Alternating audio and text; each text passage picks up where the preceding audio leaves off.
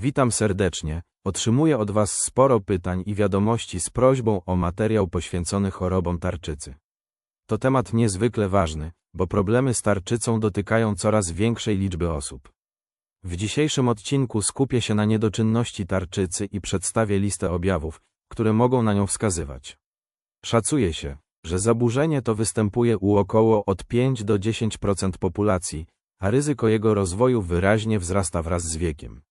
Co istotne, wielu pacjentów żyje z tą chorobą, nie zdając sobie z tego sprawy, ponieważ niedoczynność tarczycy bywa długo nierozpoznana.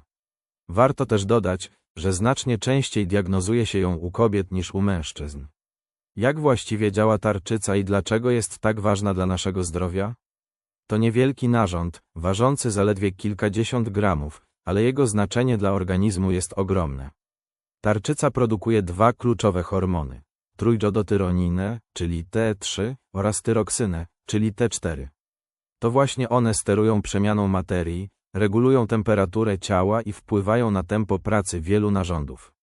Dzięki nim prawidłowo rozwija się układ nerwowy, serce bije w odpowiednim rytmie, a nasze kości stają się mocniejsze.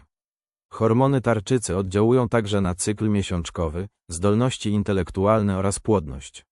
Kiedy jednak ich zaczyna brakować, dochodzi do niedoczynności tarczycy. A ponieważ te hormony kontrolują niemal każdą funkcję organizmu, ich niedobór prowadzi do szeregu objawów, które mogą być bardzo zróżnicowane. I właśnie o nich opowiem w dalszej części. Jak rozpoznać objawy niedoczynności tarczycy? Gdy tarczyca z jakiegoś powodu zaczyna wytwarzać za mało hormonów, mamy do czynienia z niedoczynnością. A ponieważ T3 i T4 oddziałują na wiele układów, niedobór uruchamia całą kaskadę dolegliwości. O nich teraz opowiem. Przewlekłe zmęczenie należy do objawów najczęstszych, ale nie chodzi o zwykłe niewyspanie po wysiłku czy bezsennej nocy. To często wyniszczające, stałe poczucie wyczerpania, które realnie utrudnia codzienne funkcjonowanie. Typowe są kłopoty z porannym wstawaniem, nawet jeśli noc była przespana. Zdarza się też nieoczekiwany wzrost masy ciała, wcale nie powiązany ze zwiększonym jedzeniem czy bardziej kaloryczną dietą.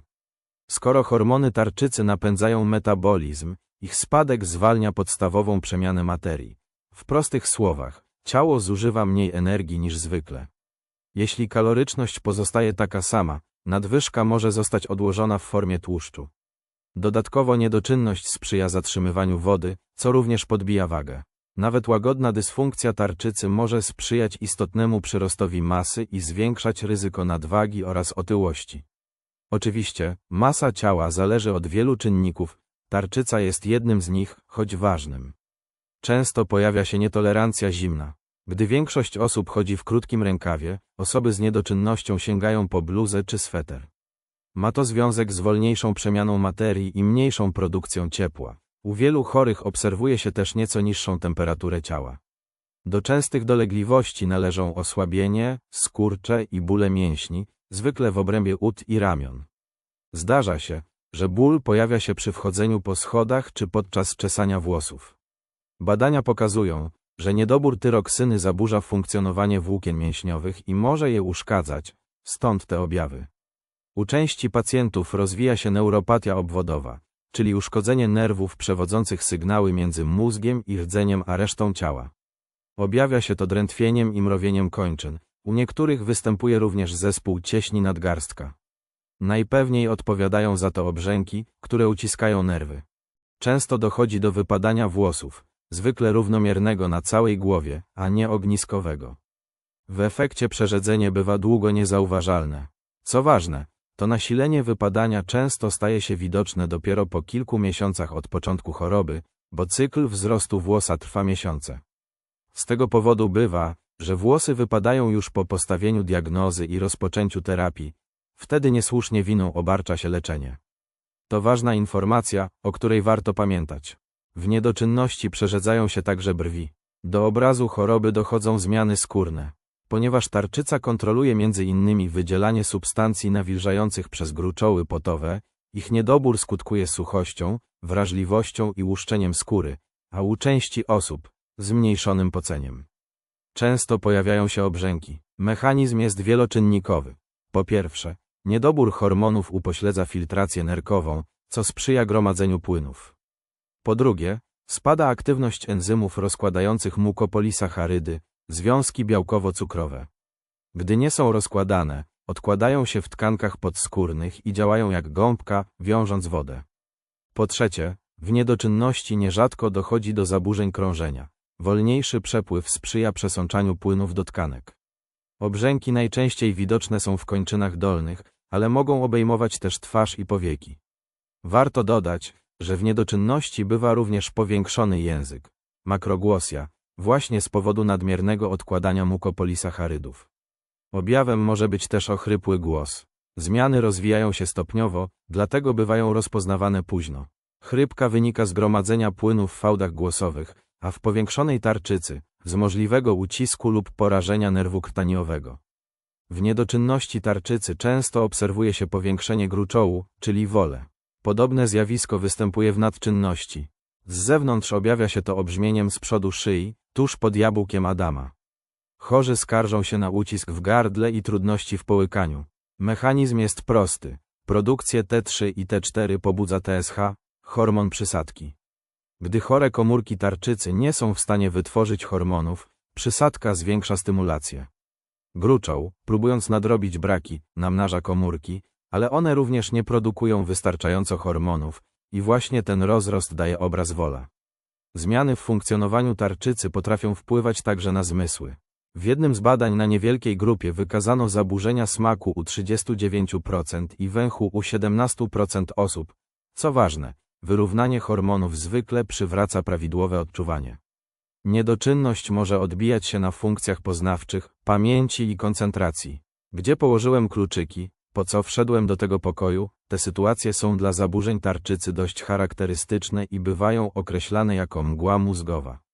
Badania pokazują m.in. zmniejszoną objętość hipokampa oraz mniejszy przepływ krwi w obszarach odpowiadających nie tylko za pamięć, ale też przetwarzanie wzrokowo-przestrzenne i szybkość motoryczną.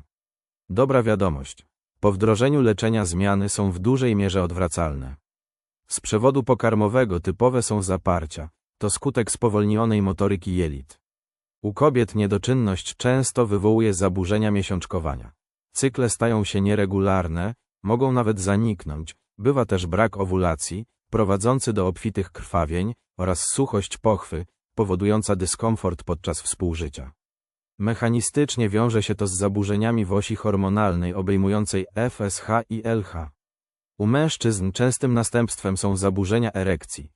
Według badań dotyczą one około 60% panów z niedoczynnością oraz opóźniony wytrysk.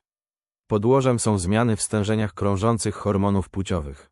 Hormony tarczycy mają też bezpośredni wpływ na serce i naczynia. Przy ich niedoborze obserwujemy spowolnienie akcji serca i niższe tętno, przeciętnie o od 10 do 20 uderzeń na minutę mniej niż u osób zdrowych. Może dochodzić do zwężenia naczyń i wzrostu ciśnienia rozkurczowego. Długotrwale nieleczona niedoczynność zwiększa ryzyko niewydolności serca. Skąd się bierze niedoczynność? Przyczyn jest kilka. Na czele niedobór jodu. Współczesna dieta jest w ten pierwiastek uboga. Dużo jodu zawierają ryby, owoce morza i wodorosty, które nie dominują na naszych stołach.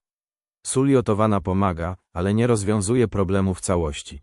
Z drugiej strony, nadmiar jodu również może wywołać niedoczynność. To temat na osobny odcinek. Zapowiem tylko, że popularne megadawki, promowane przez dr Davida Braunsteina, opierają się na błędnej interpretacji danych o spożyciu jodu w Japonii. Autor przytacza wartość 13,8 mg dziennie, niemal 100 razy więcej niż zalecenia, powołując się na pracę z 1968 roku. Po weryfikacji wnioski są inne, o tym pisałem w porannym dzienniku zdrowia i przygotuję osobny materiał. Drugą częstą przyczyną jest choroba Hashimoto, autoimmunologiczne zapalenie, w którym układ odpornościowy niszczy tarczycę. Niedoczynność może być też skutkiem niektórych leków, m.in. amiodaronu, talidomidu, fenobarbitalu, fenytoiny, karbamazepiny czy MIP, a także radioterapii okolic głowy i szyi, leczenia jodem radioaktywnym oraz operacyjnego usunięcia tarczycy, np. w raku. Jak zbadać, czy to niedoczynność? Pierwszym krokiem jest oznaczenie TSH. Jeśli jest podwyższone, warto sprawdzić FT4, wolną tyroksynę. Wysokie TSH i niskie FT4 bardzo silnie sugerują niedoczynność tarczycy. Na koniec ważna uwaga. To schorzenie wciąż bywa niedodiagnozowane.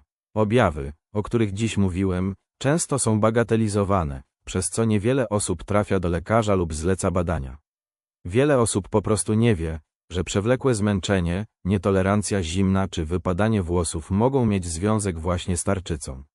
Mam nadzieję, że ten materiał pomoże uważniej obserwować własny organizm i reagować na czas. Dziękuję za uwagę. Do zobaczenia w kolejnym odcinku.